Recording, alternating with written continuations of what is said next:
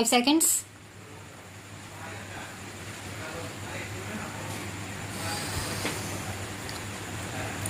Over the past month, 20 million residents of the National Capital Region have shaved off at least some part of their life expectancies by breathing in this region's poisonous air.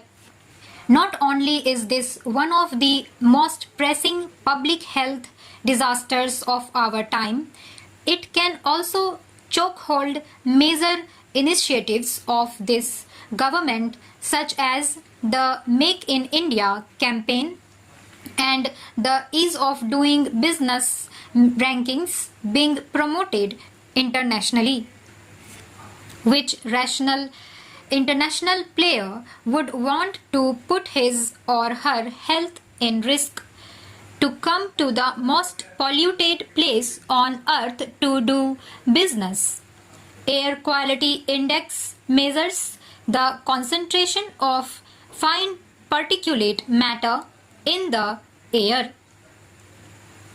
As a benchmark, the US Environmental Protection Agency considers any value between 0 and 50 to represent good air quality.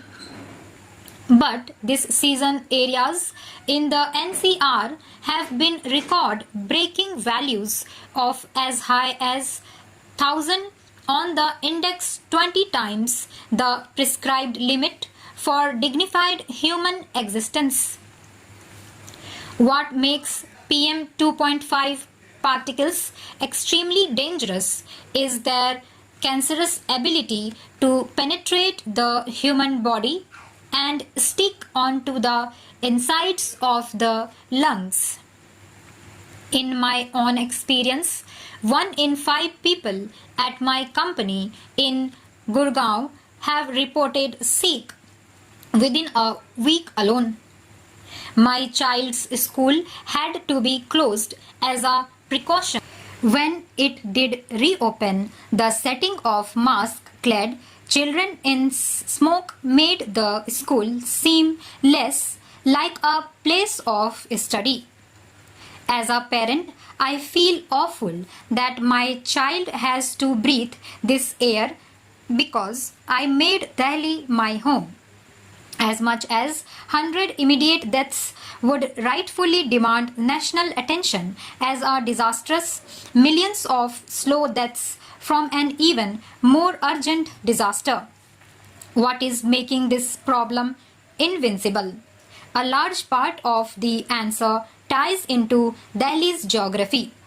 The cold fronts that originate from the north of the city look in pollutants close to the ground and within the region.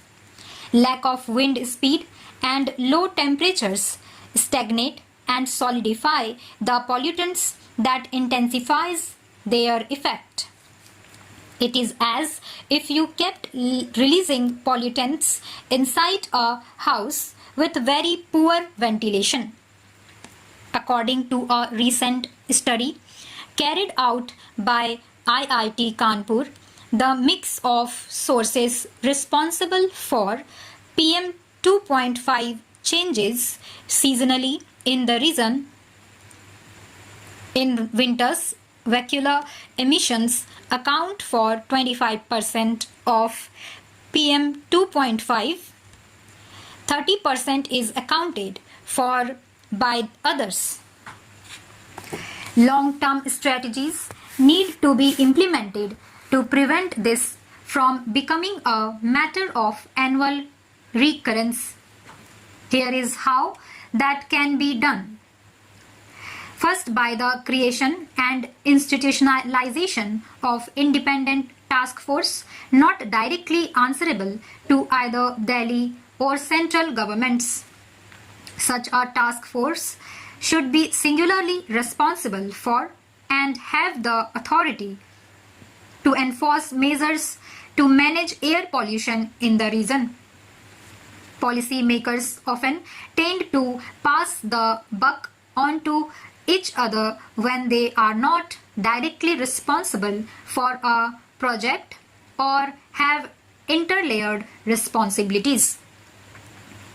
Assigning a single manager responsible for a clear action item drastically improves execution. Second, we need to fundamentally prioritize clean air as a basic human right. To do this, the Swachh Bharat Abhiyan should incorporate clean air as one of its core tenets. A budget for clean air programs should be allocated from the receipts collected from the Swachh Bharat tax. That money should be used to improve vehicle emission standards, subsidize alternatives to fuel wood, and subsidize effective crop burning techniques in North Indian states. Third, increase the renewable purchase obligations of power as well as of state-run distribution companies in and around Delhi and Haryana. Such increases in obligations combined with the growth of renewable energy sources will phase out dependence on coal in the region. Fourth, smarter management of cold fronts. While we cannot control cold fronts per se, we can control the activities that reduce the intensity of pollution during these periods. Reduction in construction activity, odd even, for example, during the winters, can reduce the concentration on PM 2.5. Newspapers from around the world, from the Washington Post, Wall Street Journal, and the New York Times to the Korean Herald and the Daily Mail, have taken notice and highlighted the severity of the problem here in India. Thousands of citizens on Twitter have shared as many dreadful visuals of the reality of the pollution and trended #Delhi Smog on the social media website for days. The negative publicity has certainly dulled our ability to attract foreign investment, foreigners, non-resident Indians, and out-of-state Indian talent to the region.